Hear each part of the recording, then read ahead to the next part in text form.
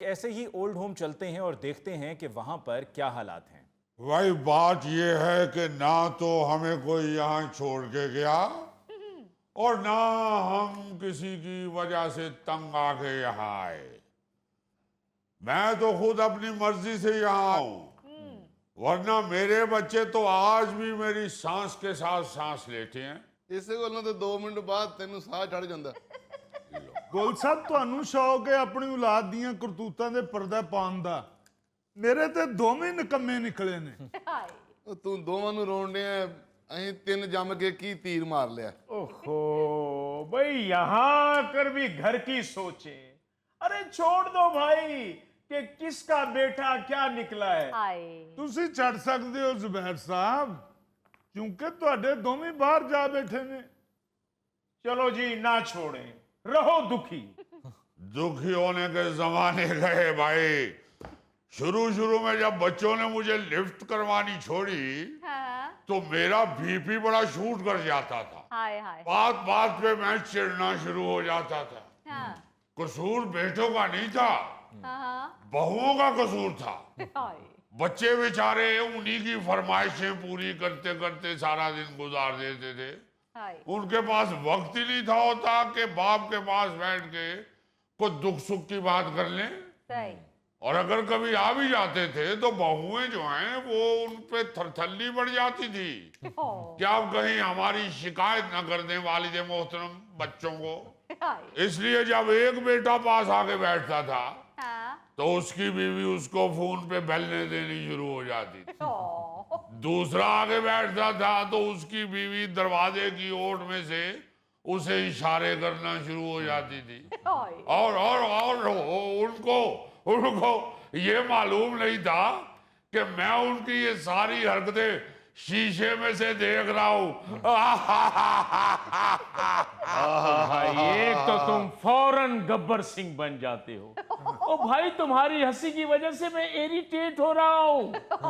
ये मौसूफ गब्बर सिंह कौन है? अरे फिल्मों में काम करता था। मैं माफी चाहता हूँ भाई, मैंने कभी फिल्म नहीं देखी।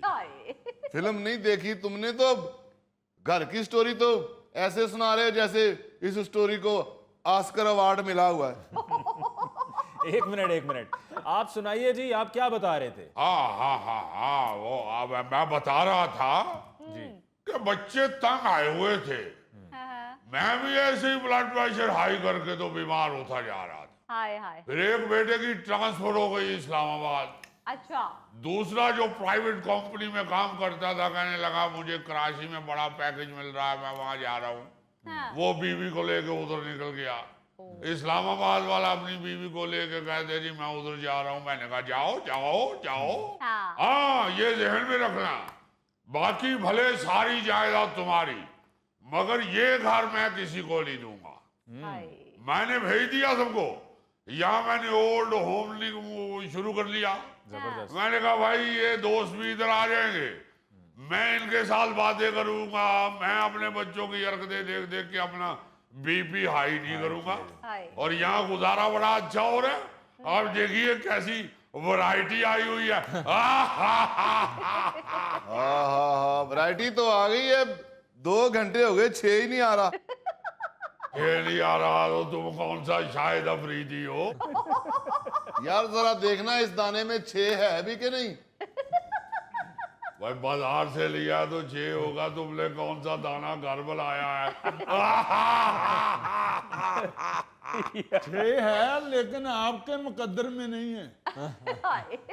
माए नहीं मैं किनू आखा। तो माँ को ही कह दो जिसे पूछ रहे हो। माँ को तो फौत हुए 20 साल हो गए हैं। तो फिर उससे क्यों पूछ रहे हो माए नहीं मैं किन्नू आखा? अच्छा, तो आपका इसमें ग्रामी क्या है? मेरा नाम आबिद गुल है जी, गुल कहती हैं मुझे। ठीक, तो ये ओल्ड होम आपने बनाया हुआ है? बनाना क्या था, अपना मकान था, अपना घर था, तो इसमें बस रौनक लगा ली हुई है हमने।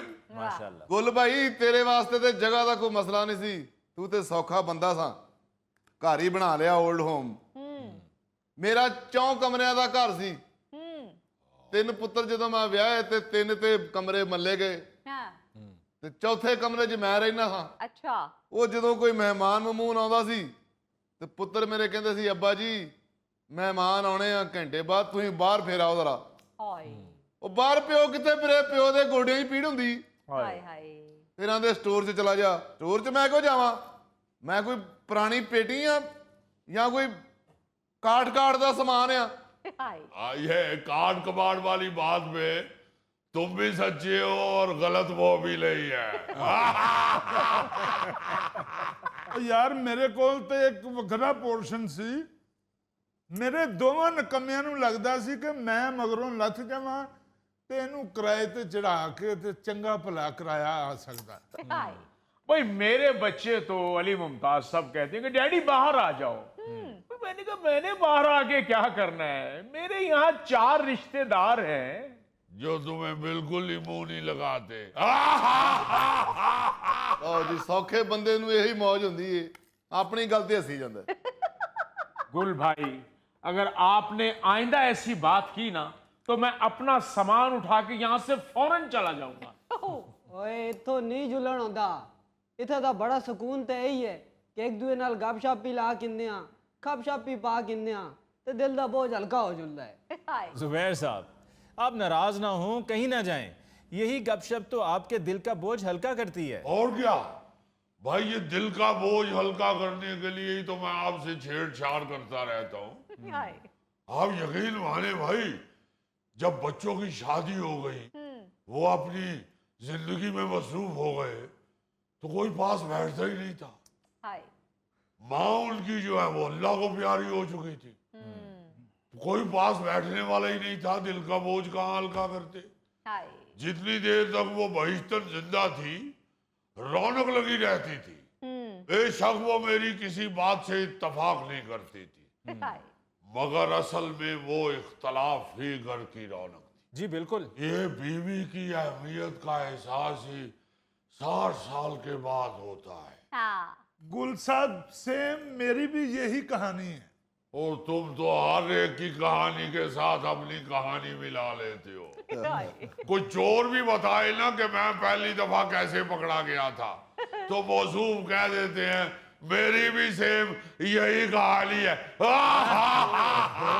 गुल भाई अगर आप इसी तरह खौफनाक आवाजें निकालते रहे तो मैं अपना सामान उठा के फौरन चला जाऊंगा।